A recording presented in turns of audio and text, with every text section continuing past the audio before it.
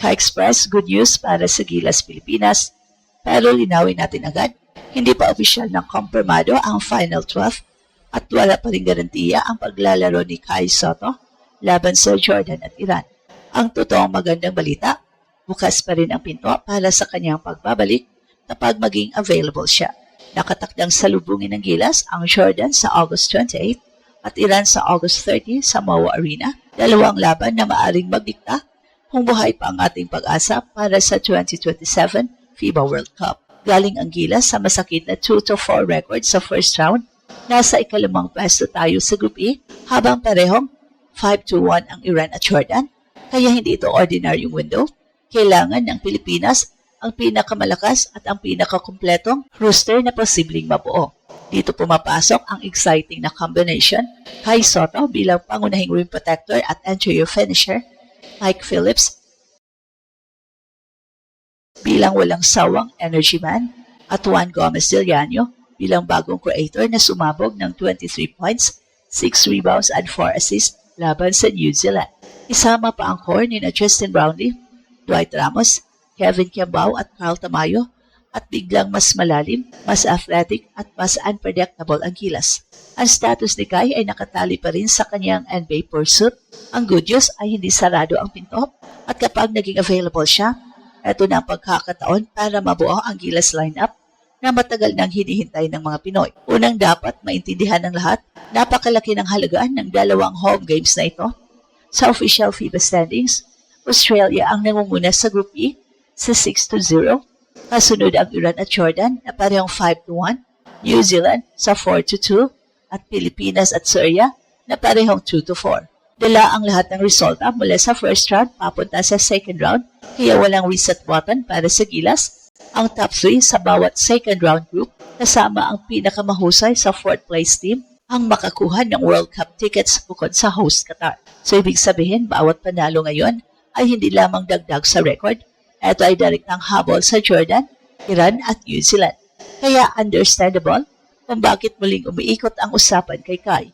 Sa previous window, ipinakita ng Gilas na kaya nitong lumaban ng matapang kahit kulang sa natural size. Umabot sa double overtime ang laban kontra New Zealand bago natalo 106-102. Pero ilang araw pagkatapos, bumagsak ang Pilipinas sa Australia 92-49. Yon ang dalawang mukha ng Gilas. May skill, tapang at shot making para makipagsabayan. Pero kapag naubusan ng legs, rim protection at anterior presence, mabilis lumaki ang problema. Hindi simpleng dagdag puntos ang maibibigay ni Kai. Ang pinakamalagang epekto niya ay structural. Kapag may 7-footer na kayang maging lob threat, rebounder at shot blocker, nagbabago ang spacing at defensive assignments ng kalaban. Hindi na pwedeng basta umatake ang guards ng New Zealand at Iran sa gitna. Hindi rin kailangang laging mag-collapse ang mga wing defender ng Gilas, kaya mas makakalapit sila sa mga shooters. Sa offense, pwedeng gamitin si Kai sa high pick and roll, short roll, duck-ins at offensive rebounds. Kahit hindi siya ang kumukuha ng tira, pwede niyang hilain ang depensa at buksan ang corners para kina Dwight Ramos, Kevin Kiambao at Juan JDL. Ang presence ng isang legitimate vertical threat ay pwede ring magbigay kay Justin Brownlee ng mas maraming pagkakataong umatake nang hindi sinasalubong ng buong depensa. Pero mahalagang maging tapat. Ang pinakahuling credible reports ay hindi na nagdideklarang sigurado maglalaro si Kai sa August.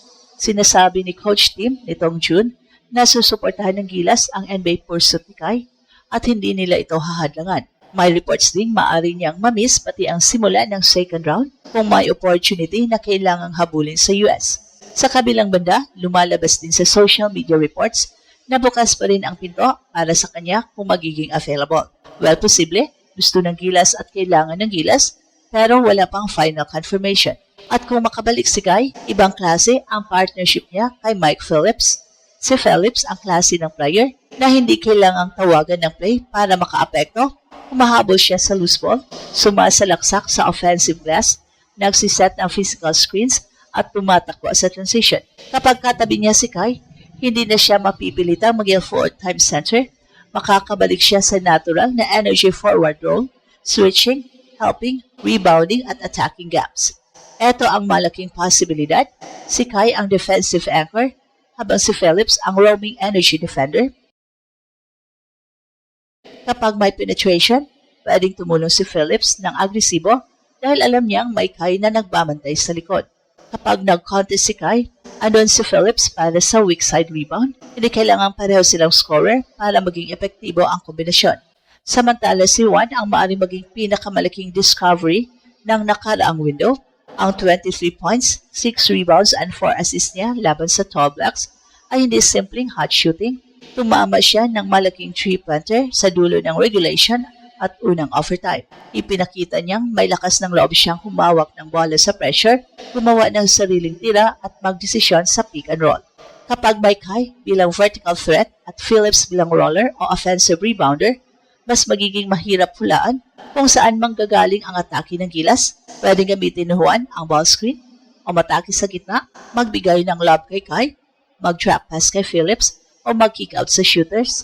Yan ang klase ng unpredictability na kailangan ng gilas laban sa disciplined defenses ng Jordan at Iran. So ngayon, bakit natin masasabi na pwedeng ito ang pinakamalakas na version ng gilas sa qualifiers? Hindi dahil sa isang superstar lamang, kundi dahil sa posibilidad ng complementary pieces. Si JB pa rin ang emotional at offensive anchor, si Dwight ang two-way stabilizer, sina Kevin Kembao at Carl Tamayo ay parehong may size, shooting at playmaking sa forward positions. Si AJ Adu ay nagbibigay ng mobility at rim protection, habang si Junmar ay may half-court scoring at veteran composure. Idagdag si Kai at Juan GDL, pwedeng magkaroon ng Pilipinas ng balance sa size, speed, creation at toughness. Hindi na kailangang pilitin si JB na gumawa ng lahat. Hindi na rin kailangang puro isolation kapag hirap ang set plays. May points of attack creator si Juan, may energy big kay Phillips at may interior anchor kay Kai.